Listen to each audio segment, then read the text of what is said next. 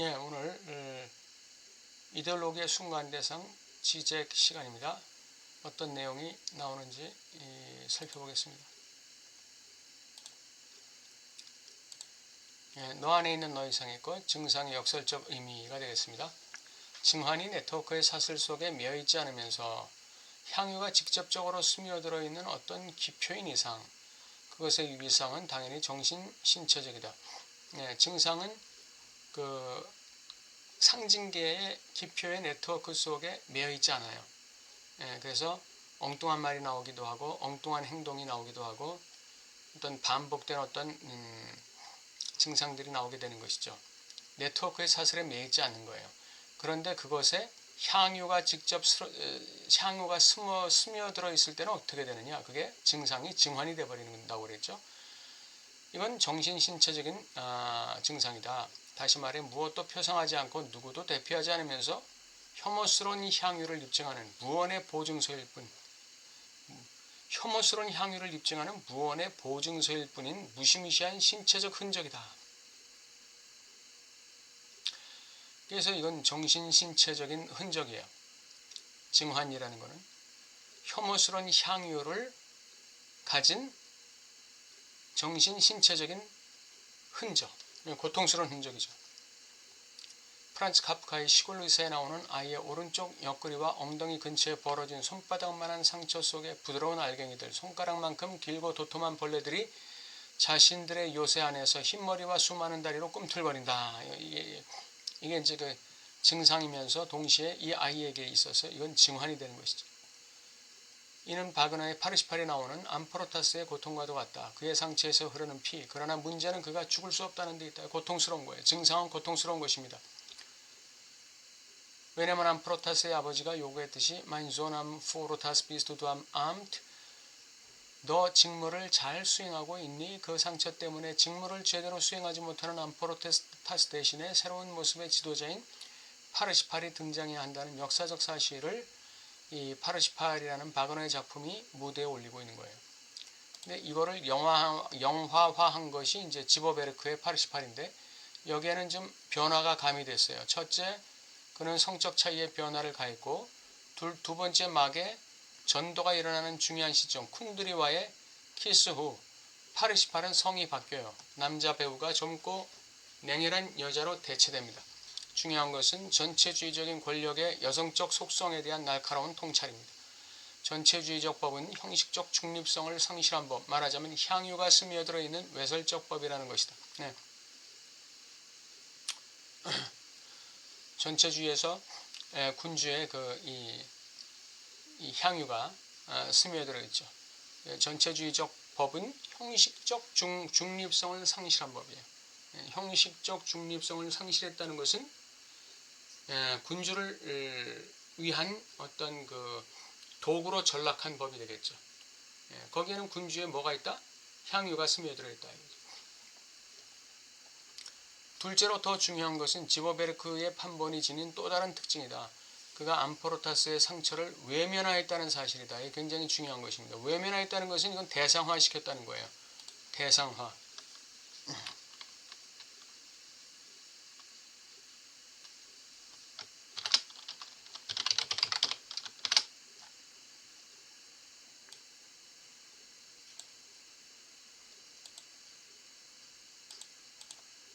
이 외재화는 주체가 존재하는 장소이며 통제불능의 장소이고 통제불능의 대상을 의미하는 것입니다.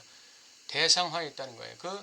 그 암프로타스의 상처를 지버베르크는 외면화했다, 외재화했다는 것은 바깥에 놓았다는 것은 그 대상화했다, 객관화했다는 것이죠.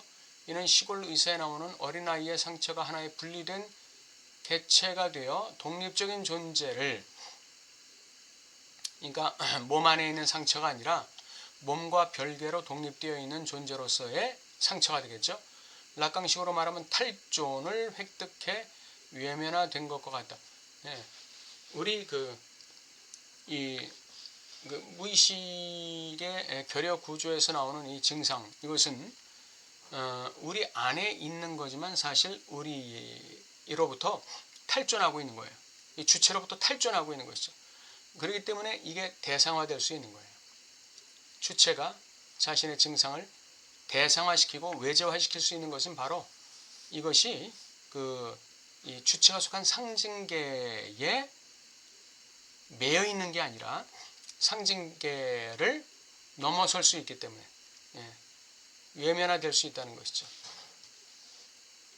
그래서 이 지버베르크에 나오는 암포르타스의 상처도 대상화됐고, 또 시골 의사, 카프카의 시골 의사에 나오는 어린아이의 상처도 독립적인 존재로서 외재화됐어요. 탈존됐다. 지버베르크의 판본에서 암포르타스는 수행원들에게 자기를 찔러 참을 수 없는 고통의 굴레에서 벗어나게 해달라고 애원을 합니다. 이 상처는 암포르타스의 증상입니다. 그것은 더럽고 구역질 나는 그의 향유를 구현합니다. 향유는 향유인데 더럽고 구역질 나는 것이죠. 그러니까 피하고 싶은 것이죠. 피할 수 없는 거예요.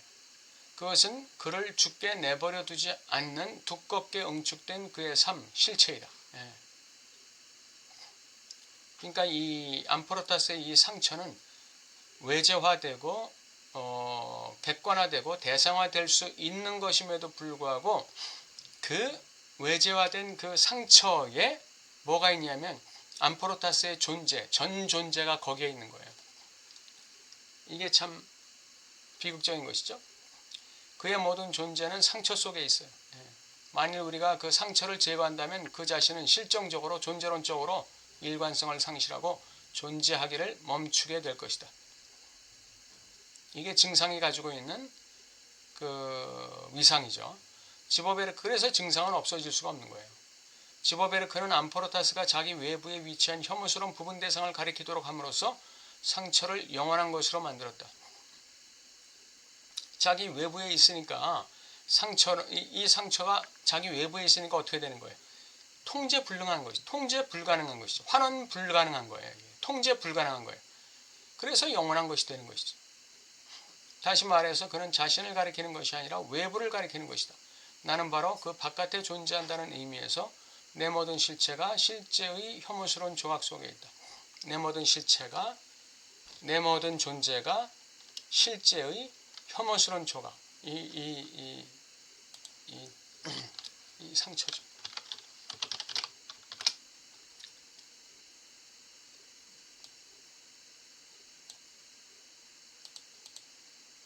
우리는 그러니까 이 외재화되고 대상화되고 객관화된 이 상처 속에, 독립적인 이 상처 속에 이 암포르타스의 모든 그 존재가 다 담겨 있는 거예요.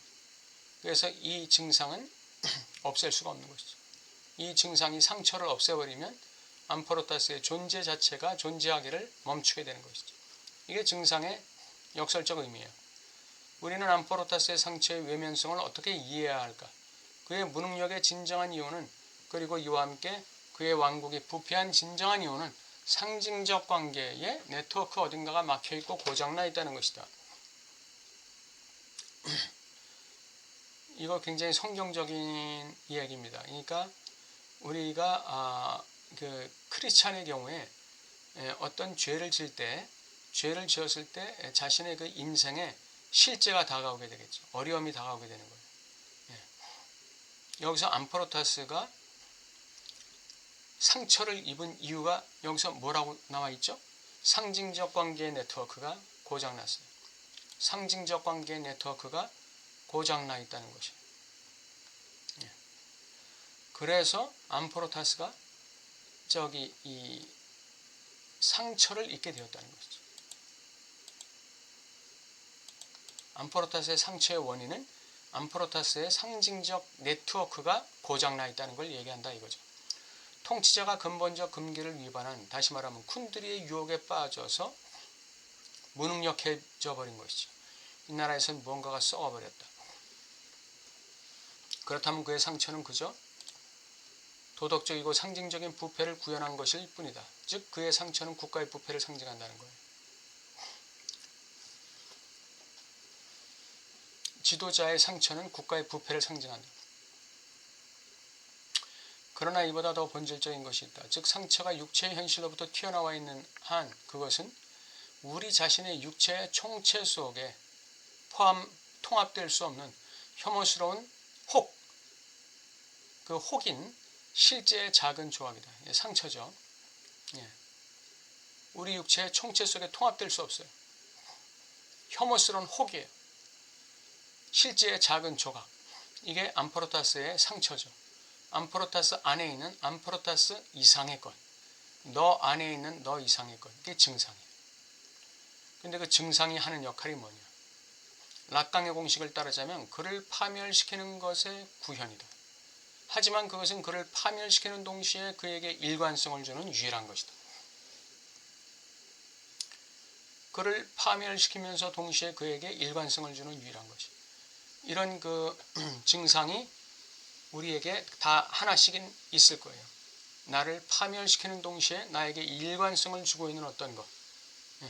그것을 우리는 해석해내야 돼요. 그 증상에 우리는 새로운 의미를 줄 수 있어야 되죠. 그게 증상 해석이죠. 락강의 그 정신 분석의 끝은 뭐죠? 증상 해석과 환상 횡단이죠. 여기서 그 증상 해석. 증상 해석이라는 것은 증상에 새로운 의미를 창조적으로 부여해 주는 것을 말하는 것입니다. 이것이 바로 정신분석의 증상 개념이 지닌 역설이다. 증상은 일종의 기생충처럼 달라붙어서 게임을 망치는 요소이지만 내 인생을 망치는 요소예요. 내 존재를 망치는 요소예요. 그러나 만일 그걸 제거한다면 사태는 더 악화된다. 존재적인 위기에 처하게 된다. 우리는 우리가 가진 모든 걸 잃게 될 것이다. 증상에 의해 위협받았지만 아직 파괴되지 않은 나머지까지도 잃게 될 것이다. 증상 앞에서 우리는 항상 선택 불가능한 상황에 처하게 된다. 그래서 증상을 대하는 우리의 태도는 증상에 대한 창조적인 의미를 줘야 되는 거예요. 에일리언에서 존 허트의 얼굴에 달라붙은 기생충 같은 점액질 덩어리가 튀어나온 바로 그 동굴은 전상징적인 사물의 위상을 갖는다. 즉 어머니의 육체, 향유에 살아있는 실체라는 위상 말이다. 어머니가 임신해서 10개월 만에 아이를 출산할 때 어떻죠? 그것이 이제 어머니의 증상인데 그 출산이라는 그 증상을 나타내 보일 때 어머니의 육체는 어떻게 되죠? 고통스럽죠. 정신도 고통스럽죠. 그러나 거기에 향유가 스며 있다는 거예요. 만약에 이 증상을 없애게 되면 어떻게 돼요? 어머니가 전 존재적으로 존재성을 상실하게 되는 거죠. 그 어머니가 이 아이를 갖다가 출산할 때 만약에 아이가 죽어서 나오면 어떻게 돼요? 그러면 어머니의 존재가 극한의 위기에 처하게 되는 것이죠. 이 기생충은 일종의 향유에 싹인 모성적 사물의 잔여물이다. 이 얼굴에 달라붙은 기생충, 이게 모성적 사물의 잔여물이에요. 기생충이 그 형태를 끊임없이 바꾼다는 사실은 그것의 위상이 원래 외상적임을 확증해준다. 통제가 불가능한 거예요. 그 형태를 바꾼다는 것은 통제가 불가능한 거예요. 통제가 불가능하다. 탑승자들 가운데 존재하는 그 일그러진 하나의 그 잉여, 그 기생충, 이게 순수한 실제예요. 탑승자들에게 외제하는 하나의 증환으로서의 실제가 되는 것이죠. 이게 기생충이라는 게, 위상이. 그것은 상징적 수준에선 존재하지 않는 허울이지만 영화 전체에서는 실제로 존재하는 유일한 것인 현실 전체가 전혀 대처할 수 없는 통제 불가능한 무엇이다. 실제다 이거죠. 증환에 대한 이러한 관점에서 보면 진리와 향유는 근본적으로 양립 불가능하다. 진리의 차원은 불가능한 향유를 구현하는 트라우마적 사물에 대한 오인을 통해서만 열리기 때문이다. 이 크리스찬 신앙인에 비유해서 말하자면 크리스찬 신앙인에게 있어서 진리는 증상이에요. 왜냐하면 진리라는 것은 신앙인의 상징체계에 동화될 수 없는 어떤 것이에요. 그러니까 그 창조주의 말씀은 신앙인의 삶 속에 동화되기가 너무나 힘든 것이죠. 동화되기가 너무나 힘든 거예요. 그렇지만 동시에 우리가 그 진리가 없다면 신앙인의 삶 자체가 무너지는 거예요. 신앙인의 삶 자체가 의미가 없어지는 거예요. 신앙인의 존재 자체가 아무 의미가 없어지는 것이죠. 바로 이 진리가 신앙인에게 있어서 하나의 증상이다 또는 증환이다 이렇게 얘기할 수가 있는 거죠. 그래서 진리의 차원은 불가능한 향유를 구현하는 트라우마적 사물에 대한 오인을 통해서 열리기 때문입니다. 그 진리가 나에게 향유를 줄 거야 라고 하는 착각을 통해서 우리는 진리를 구가하게 되는데, 그 진리를 구가하게 될 때 그 진리가 우리의 상징체계에 동화될 수가 없기 때문에 고통스러움을 갖다가 향유하게 되는 것이죠. 그러면서 그 진리를 떠날 수 없는 이유는 뭐냐? 그 진리를 떠나면 신앙인의 삶 존재 자체가 무의미해지기 때문에 그래요. 이게 증상의 역설적인 의미입니다.